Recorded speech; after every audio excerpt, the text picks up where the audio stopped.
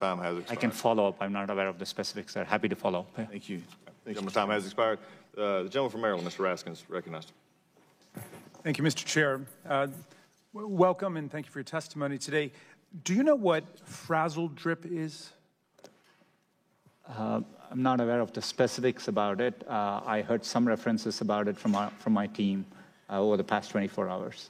I just learned about it in the Washington Post this morning. There's an article with this headline, "A Platform for Free Speech That Extremists Routinely Exploit." And in it, the article explains that the recommendation engine for YouTube, which is owned by Google, correct? Yes. Yeah. The recommendation engine for YouTube recently suggested videos claiming that politicians, celebrities, and other elite figures were sexually abusing or consuming the remains of children, often in satanic rituals, according to watchdog group Algo Transparency. The claims echo and often cite the discredited Pizzagate conspiracy, which 2 years ago led to a man firing shots into a Northwest Washington, D.C. pizzeria in search of children he believed were being held as sex slaves by Democratic Party leaders. One recent variation on the theory, which began spreading on YouTube this spring, claimed that Democrat Hillary Clinton and her longtime aide Huma Abedin had sexually assaulted a girl and drank her blood, a conspiracy theory its proponents dubbed frazzle drip. Now, the article goes on to describe how this frazzle drip conspiracy is all over YouTube, and some of the frazzle drip clips purport to show grainy images of Clinton and Abedin committing crimes and speak of invoking the death penalty. One video, which has been viewed 77,000 times and remains online today, has a voiceover that says, "Will these children become the dessert at the conclusion of the meal?" So, and this is just one example that they use of extreme right and paranoid conspiracy groups using YouTube as a place to trade their videos and to promote propaganda. What is your company policy on that, and are you trying to deal with it? You know, we are constantly undertaking effort to deal with misinformation, but you know, we have clearly stated policies, and we have made lots of progress in many of the areas where, you know, over the past year. So, for example, in areas like terrorism, child safety, and so on, we are looking to do more. You know, this was a recent thing, but I'm committed to following up on it and making sure we are evaluating these against our policies. But yeah, it's an area we acknowledge there's more work to be done, and you know, and we'll definitely continue doing that.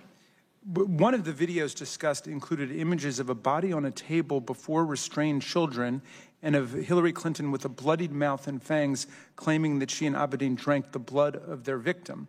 That was removed, but then another consisting of an exact copy of the video remained online, or apparently remains online. I mean, is your basic position that this is something you want to try to do something about, but basically there's just an avalanche of such material and there's really nothing that can be done, and it should be buyer beware or consumer beware when you go on YouTube? You know, we do grapple with difficult issues. Maybe we have to look at it on a video-by-video basis, and we have clearly stated policies. So we would need to evaluate whether the video, the specific video, violates any of our policies. And we do strive to do it for the volume of content we do get. And, you know, we get around 400 hours of video every minute. But it's our responsibility, I think, to make sure, you know, YouTube is a platform for freedom of expression, but it's responsible and contributes positively to society. Some of my colleagues are upset about negative references to Donald Trump, not Hillary Clinton or not Barack Obama. And obviously, you know, one potential strategy today is to try to heckle you into somehow playing favorites with Donald Trump and Republicans. I think that that would be a silly and ridiculous takeaway from this. On the other hand, there is material which is a true public danger. You know, you've got a right to have whatever politics you have. I mean, we could subpoena Fox News and bring them in here and beat them up about how 90% of the references on Fox News to Barack Obama or Hillary Clinton are negative, but they've got that right under the First Amendment. You've got a right under the First Amendment to have whatever political views you've got. But I think the point at which it becomes a matter of serious public interest is when your communications vehicle is being used to promote propaganda that leads to violent events like the guy showing up in the Pizzagate conspiracy case.